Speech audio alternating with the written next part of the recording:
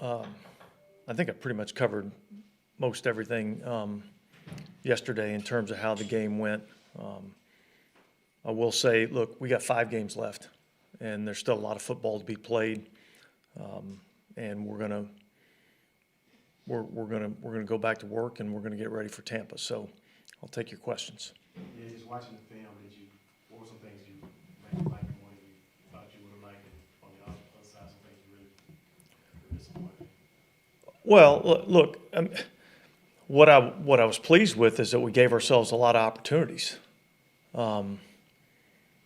I felt like in the second half, I thought we actually moved the ball pretty effectively offensively. We didn't capitalize on some opportunities that we had. I felt like defensively, I thought we tackled well. I thought overall we played pretty good red zone defense. And I thought we did some good things in the special teams. In terms of a couple of inside the 20 punts. I thought we had a couple of return opportunities. We created some field position. Again, we just weren't really able to capitalize. Do you feel like you played well enough to win this? No. No, I mean, you lose game 13-0, you didn't play well enough to win. Absolutely not. I know I asked you about fumbles and false starts last night too, but those two, for us analyzing the team, probably been the two most maddening categories because a lot of people want to say that's undisciplined, that falls on coaching. And then other people would say it's Alvin Kamara and Ryan Ramczyk. How could coaches be in charge? But you lead the league in both categories. Yeah, I So think how that, do you feel- look, I think that's, you got to look at it as it's a combination of both. We got to do a better job as players in that area, and we got to do a better job of demanding it as coaches. And so that's where we're at as a team. And it's not good enough, but that's where we're at. And again, like I said, we got 5 weeks to try to get it fixed.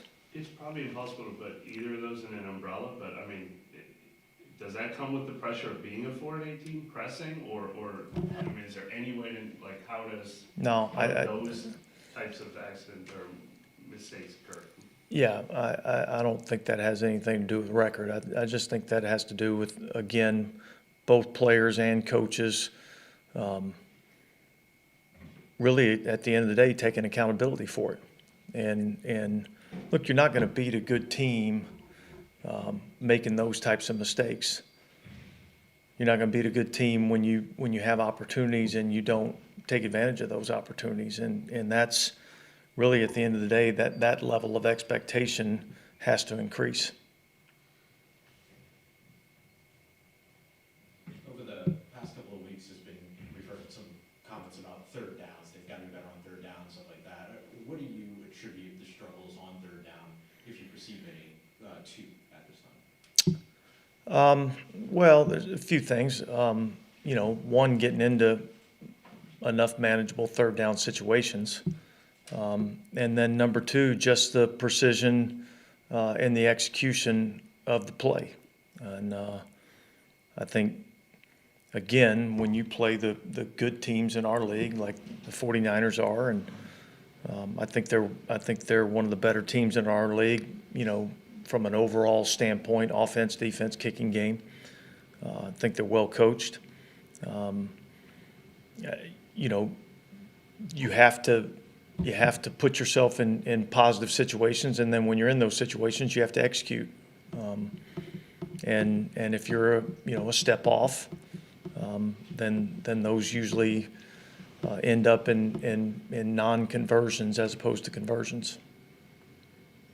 How do you feel like Andy played yesterday? Well, look, I think I'd say overall, I'd say there was, I'd say solid. I thought he did a good job of creating some things with his feet when the protection did break down. I thought overall the protection was pretty good. I thought he gave our guys some opportunities down the field to make some plays. And we just didn't make enough plays in that game really to give ourselves a chance. Coach, are you surprised where you are right now? I mean, there's no way you could think that you'd be anywhere near where you are right now. Is that fair? yeah, I don't know what that term is, surprised. I don't know if that's the term or whatever, but not happy. Not happy with where we're at. I think there's a better football team in there than that. But look, your record is what your record says you are, and we're at that point in the season. And so, but like I said, look, we got five games left. It starts with a Monday night game against division rival in Tampa Bay, and we're going to start focusing on getting ready for those guys.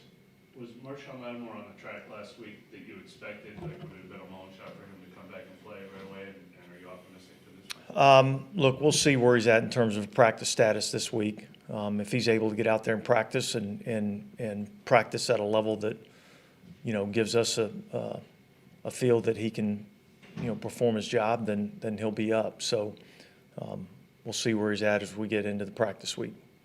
Was him not playing more of a, just not there physically yet, or he just needed like a practice base under him after? No, I think it's getting there from a physical standpoint. I think, he's been out for a while. So the first step is kind of getting back into practice, which we started that last week. We'll see where he's at this week. Alontae Taylor's interception, of course, got called back, but we've discussed in the past that we need to sort of see health from him, but in terms of consistency. I think he's getting better. I feel like both him and Paulson Adebo, I think, have kind of really improved, specifically over the last few weeks. I think one health-wise from Paulson's standpoint, and I just think just from the standpoint of getting out and playing, I think Alontae Taylor's showing us why we liked him in the draft and why we drafted him, and I just like the way that those two guys go out and fight and compete, and I think that's part of what we have to be as a team. I know you don't show a lot of emotion, that's really not, at least not publicly to us, but when those mistakes happen as a coach, and they continue to happen, how much do they irritate you, coach, to be in that situation with those? Yeah, it's frustrating. It's frustrating. Because they keep you from winning games. And we as a coaching staff and us as players, we've got to, at some point, take the accountability and get it fixed. If we want to start winning games, which I think we have a team that's got the capability of winning some of these games as we go down this stretch. So, it's frustrating. In terms of showing that emotion on the sideline, we see that from coaches and things like that all the time. That hasn't been sort of the MO of this coaching staff. Is that like a line that you have to walk between intensity and going overboard or something like that, or anything that you're concerned about there? I don't know. I felt like I had plenty of emotion on the sideline I yesterday. think we can only see so much. Yeah, look, my personality is the way that my personality is, and I think our coaching staff's personality is the way that it is. We've got to do a better job of demanding that things be done exactly right, and all of us have to take accountability for it. That's why this is a team game. So, but yeah, I don't think yelling and screaming is the answer to everything. I mean, all of us have been parents, right? Or at least most of us in this room have been parents, and I haven't found that when I yell and scream at my kids that the product changes. Usually, when you teach, that's when those things change. The hit on the bounce, when the ball went from, I guess, the 11 or close to the 5-yard line, how much more freedom do you think that gave them on the play call that Dennis did? Oh, look, it was a bad penalty. It was an uncalled for penalty. It was a bad penalty. I don't know. You'd have to ask them how much more freedom they got from the 10-yard line going in to the 5-yard line going in. But yeah, it was not a good penalty. Just as far as just the morale in the locker room, has it been a lot easier, I guess, just because of the state of the division and how the teams in the division all jumble together? don't know if that has a whole lot to do with it. I do think we got guys that are willing to fight in that locker room. And I think, I think our guys go out there and play hard. I think we just got to do a better job of executing. You feel like I guess I know the answer is yes, but like a fast finish is possible? I know you said you got 5 games left that you can. Yeah, we got 5 games left. We got 3 against division opponents. And it starts with Tampa on Monday night. So that's where our focus is going to be. And we're going to work extremely hard to get ourselves ready to go win a game on Monday night at Tampa. Are you seeing progress on defense that you like in particular in recent weeks? Last couple of weeks, I think we've played better.